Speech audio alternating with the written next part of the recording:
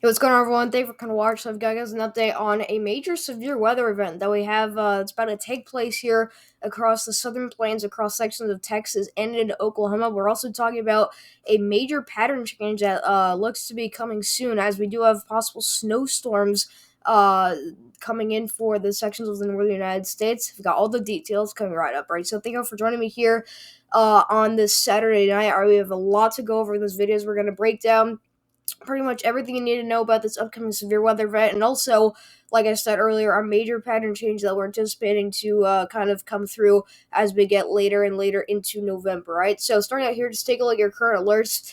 You can see it's pretty quiet for the most part, but you do have some stuff that we need to talk about here. So you can see in the northwestern United States here, the Pacific Northwest, we do have some winter storm warnings here in the pink shade for these upper elevations. All right, we have a major storm system coming in that's also going to be bringing that severe weather into Texas and Oklahoma in the next few days.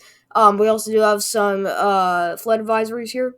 All right, for some of these areas, and just seeing a lot of rainfall coming out with that. But you can see we also do have some high wind warnings across Montana and some winter weather advisories across sections of the Pacific Northwest there, especially those upper elevations. You have freeze warnings across sections of central California. All right, it's getting pretty cold out there, and we're starting to see those temperatures drop below 32 degrees, that freezing mark there. So just be careful about that. You got flood watches out here across central Oklahoma into northern Texas. And then out here in the Northeast, we've been seeing on and off red flag warnings, right? There were red flag warnings out for today, but the wind has calmed down at this point, so they've been dropped now down to special weather statements. But all across southern New England here, we still have those special weather statements, as we have not seen rain, at least measurable rain, in over like 2 months, really, by now. All right, but it is just a severe drought out there, and I'll tell you right here across Long Island. I don't know if you guys caught my live stream, but it is just dry as a bone. I mean, we have not seen rain pretty much at all for the past couple of months, but I mean, it is just really bad, the conditions that we're seeing here, right? So, for the last part of this section, all right, you also do have some frost advisories here going out into sections of northeastern North Carolina. So, moving on here to our SPC outlook. This is our day 2 outlook. This is for tomorrow. We have a slight risk, including sections of west central Texas here, including Abilene, Midland, Fort Stockton, and south areas south and east of Lubbock, Texas. There, all right. That includes a total population of over 1 million people, just because of how big that area is. It's not a very populated, general area. But just because of the sheer size of the slight risk, that's why we have that many people out there. But like I said, Abilene, Texas, Wichita Falls, Midland, Texas, Odessa, Texas, and San Angelo, Texas. All right, that's a level 2 out of 5 slight risk. You also have a marginal risk surrounding that. Right, that does extend into sections of southwestern Oklahoma and also up into the panhandle of Texas.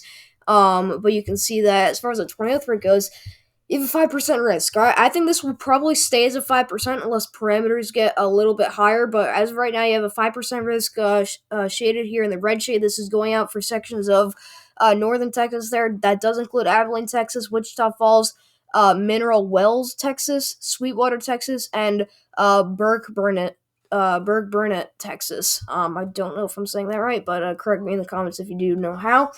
And then we also have that 2% on the green sheet. That includes all of the slight risk. That includes Midland, Texas, Lawton, Oklahoma, Odessa, Texas, San Angelo, Texas, and Del Rio, Texas there, right?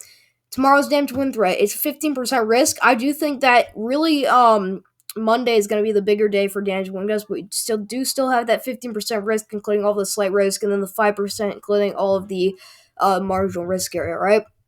And finally, your hail threat, it's 5% risk, relatively low because I do think we're most likely going to see clusters of storms rather than supercell activity, as it probably won't be a discrete environment. So we probably will see more or less a isolated tornado threat and a also an isolated damage wind threat, but definitely some large hail possible, just not looking very likely, at least for some of these areas. All right.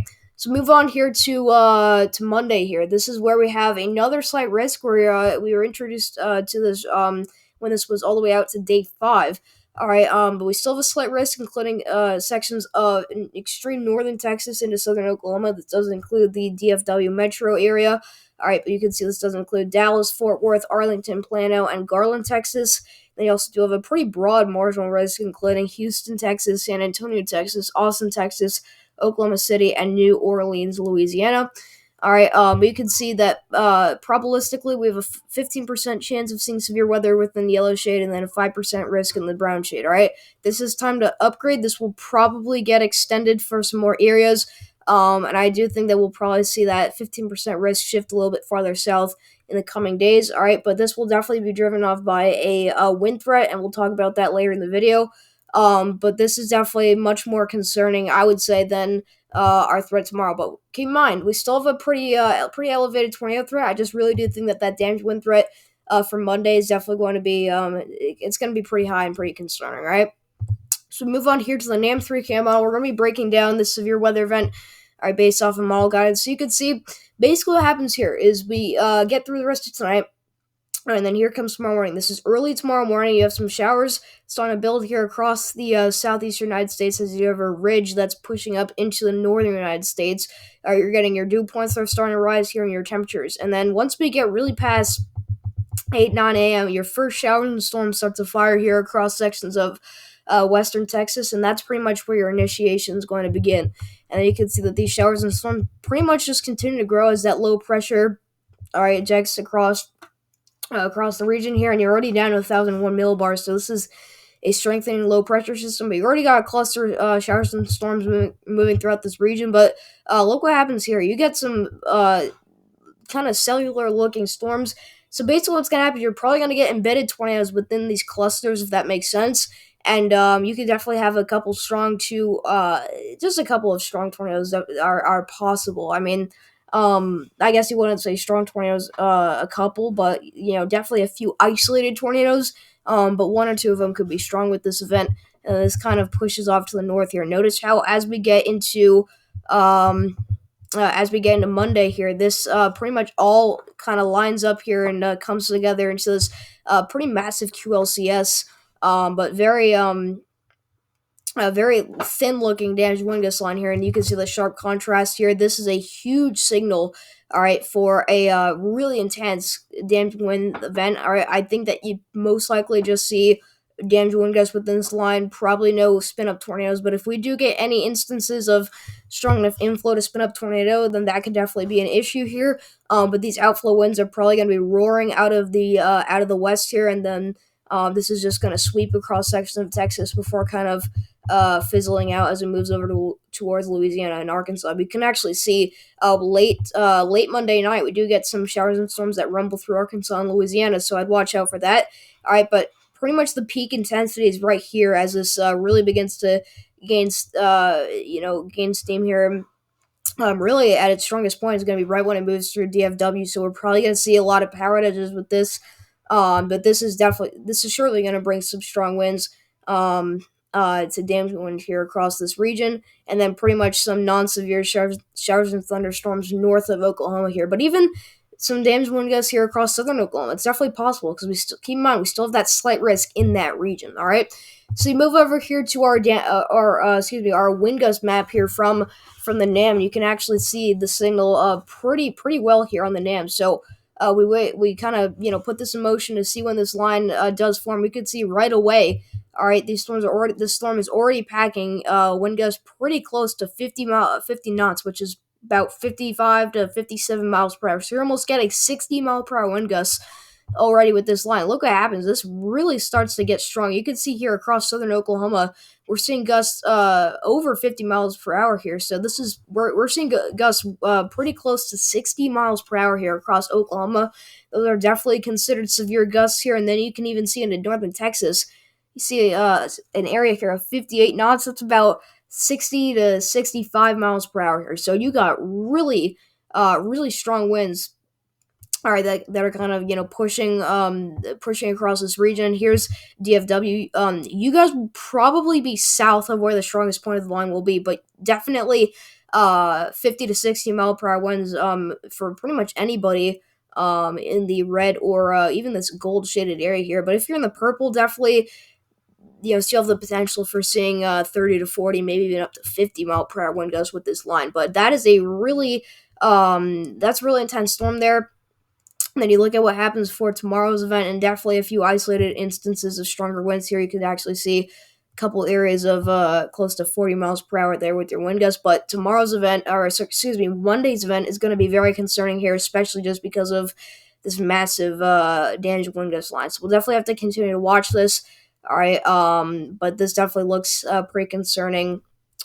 Just with all the dynamics that are put into this event. You got your negatively tilted trough. It's all going to come together to definitely create an environment favorable of something like this happening. So this is what everyone's concerned about. I think this is going to be a developing story over the next few days as more and more people kind of notice this and how this is a pretty concerning signal from the NAM. All right. So you look at the NAM here for also our wind shear because we do need to talk about that tornado threat that we're expecting tomorrow. So you can see that already with this system. I mean, this is over the mountains, so this is not where we're seeing severe weather. But you're already getting wind shear here close to 130 knots, which is almost unheard of. But you're getting ridiculous wind shear here that's just blazing across sections of northern New Mexico into southern Colorado. All right, but this does continue to push off to the west, and you do actually see some strong wind shear that starts to really get going here across Texas. This is where you're starting to see your storms. This is the only reason why we're seeing that tornado threat is because look at the shear we're getting out here. We're getting shear well above 100 knots. All right, if you're getting shear that's widespread, 90 plus knots out in this region, all right, you're gonna have the threat for tornadoes with any storm. All right, it's just gotta be severe, and then it's gotta start rotating. Once it takes advantage of this environment, it's going to have the potential to go tornadic.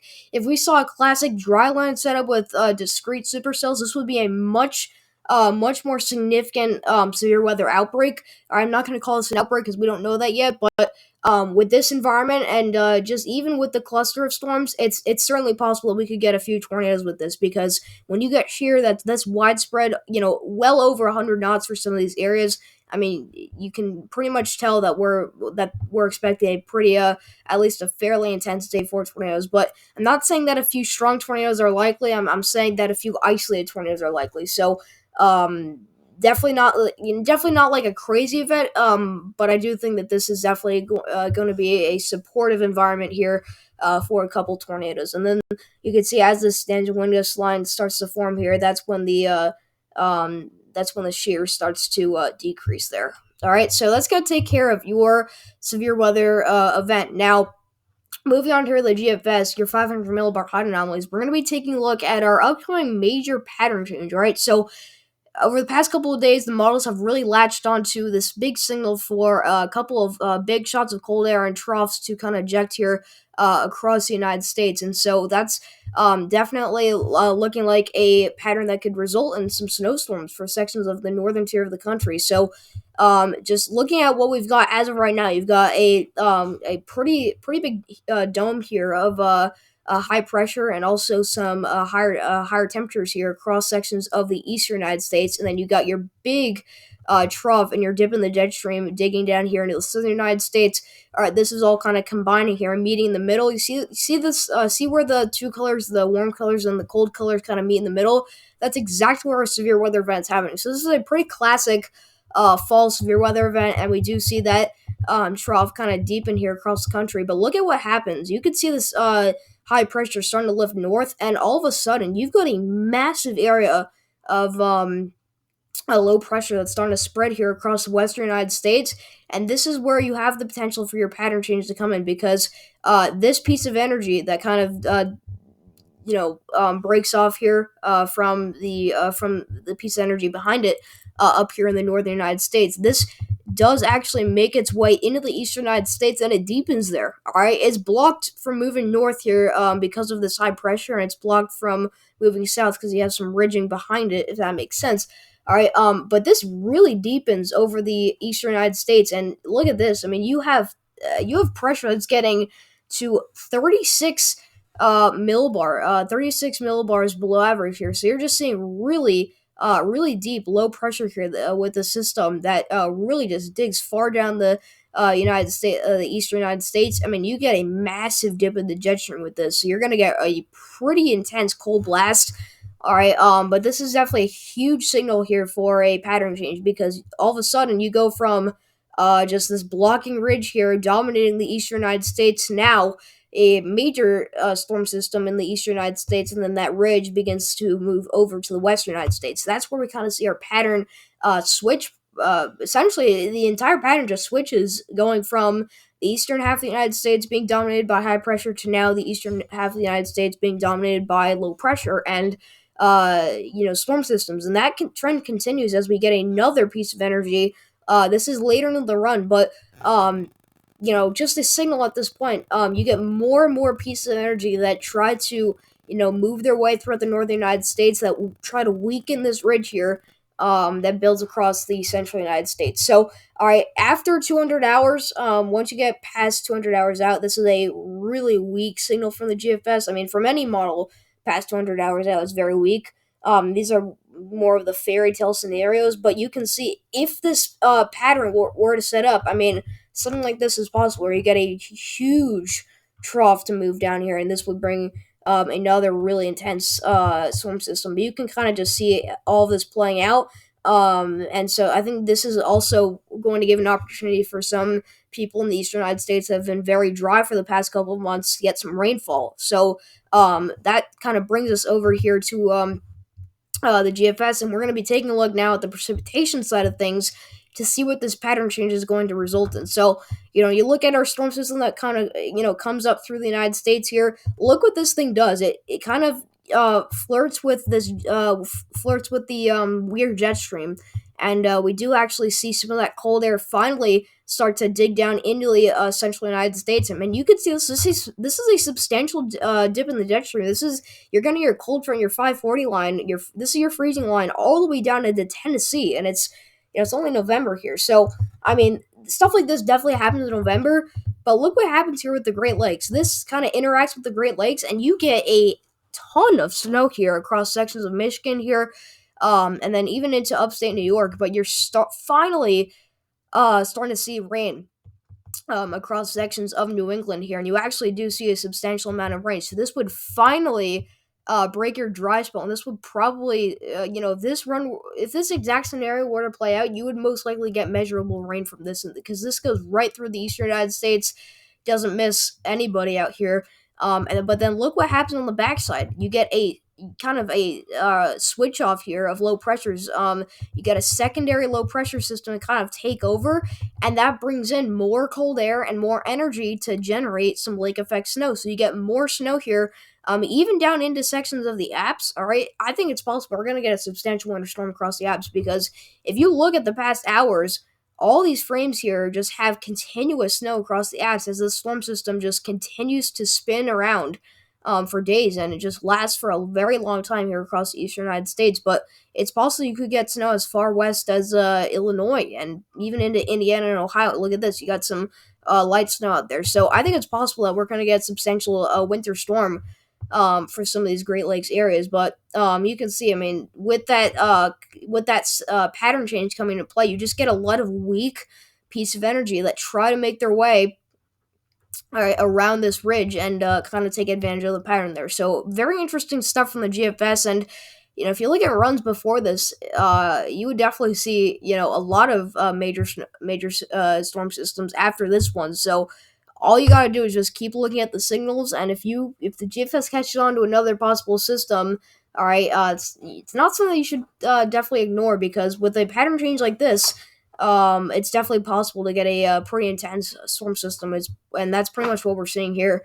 All right, with this one that's going to be coming in over the next couple of days. So you look at the European model for this pattern change, and what does the European show? Well, you get your storm system kind of moves here across central United States, and it does interact with that cold air, and you see much more intense snow here across sections of northern Ohio into Indiana. Look how heavy the snow is getting. This would be really wet and heavy snow here across northern Indiana and northern Ohio. And you're probably wondering, why is there snow on the southern side of the storm and not on the northern side? Well, that's because you have a huge shot of backside cold air that's coming in. This is a classic negatively tilted trough, and this is always what happens where you get cold air that kind of gets tucked in on the backside, and then this huge ridge is getting pulled up and stuck into the center of the storm. The storm's essentially pulling up a ton of warm air, warm and moist air from the Atlantic into that center of you could even say circulation there. Not like a hurricane, but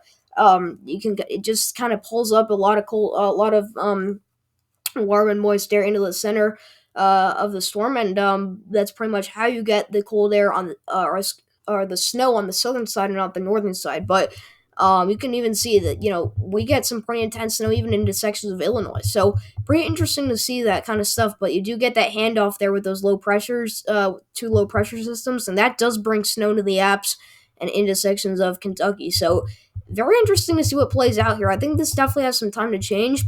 All right, but definitely starting to see a signal for a very weird kind of scenario to play out. But it's definitely looking possible that something like this could actually play out once we get to that time frame. So, what does the Canadian show? Well, the Canadians been struggling with keeping up with the GFS and Europeans been showing. The Canadians been showing different things for quite a while now, but it shows the storm deepening over the northeastern United States. It's finally kind of done the same kind of thing where it does wait to interact with this cold air, but this cold air gets much farther south. Now, 540 line getting into central Georgia.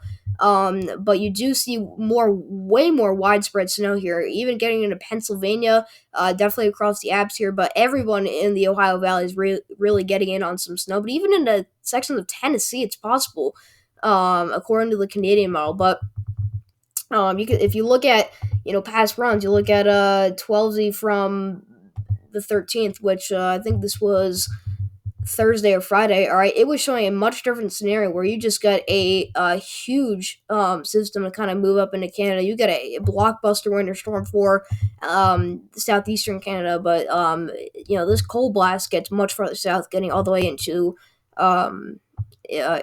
the Gulf Coast. So a lot of changes that we've been talking about over the last couple of days, but I think the forecast is really starting to come together with this system. So finally, you look at the possible, we're just the only reason we're looking at this is just to give us a little sense of what the possible snow totals could look like once the system comes around. I'll say the GFS has been not showing too ridiculous snow totals with this system. You can see that according to the latest run.